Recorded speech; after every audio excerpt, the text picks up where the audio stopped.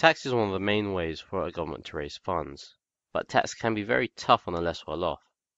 Zakaat is a more dynamic and fairer way than income tax to raise government funds without harming the less wealthy. Now, to demonstrate this, let's have brother Adam and brother Yusuf, and let's give them both 30k a year. Now, brother Adam, he is a family man, wife and 2 kids, lives in a beautiful 2-bedroom house. And brother Yusuf, he's a single brother who lives in a 1-bedroom apartment, and mashallah likes to go on a holiday a couple of times a year. Now, how does tax affect both these brothers? Well, as they both earn the same amount, they'll both pay the same amount of tax. 7.5k is taken a year from each of their incomes. So how does this affect each brother? Well, brother Yusuf has a single lifestyle and therefore smaller expenses, like a 1-bedroom flat, so he will still have plenty of money left over after expenses and can easily afford the 7.5k in tax, and still go on holiday twice a year, so mashallah, he's good and sorted.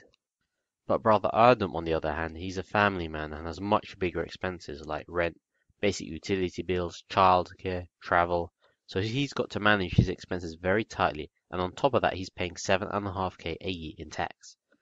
So he has very little money left over at the end of each month. Now let's just chuck in brother Omar.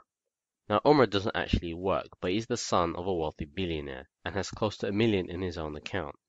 So he enjoys the lavish lifestyle, flashy car, big mansion, private yacht. But how much tax would Omar actually pay? Well, because Omar isn't actually working, he pays 0 income tax, despite owning insanely huge amounts of disposable wealth. Now, something about this picture doesn't seem very fair. The Western-style income tax doesn't really help those who need it, and it doesn't really tax those who can easily afford it. There has to be a better way. Zakat is a 2.5% tax, but the tax isn't on your income. The tax is on your surplus wealth, the money you have left over after your expenses. So what does this mean for our 3 brothers? Starting with Yusuf, Yusuf will pay 2.5% on his surplus wealth. Now a 2.5% tax isn't really going to stop him going on a holiday, but he will make a reasonable tax contribution. Brother Adam, on the other hand, he still has many expenses and will have little left over at the end of each month. Therefore, he doesn't really have any surplus.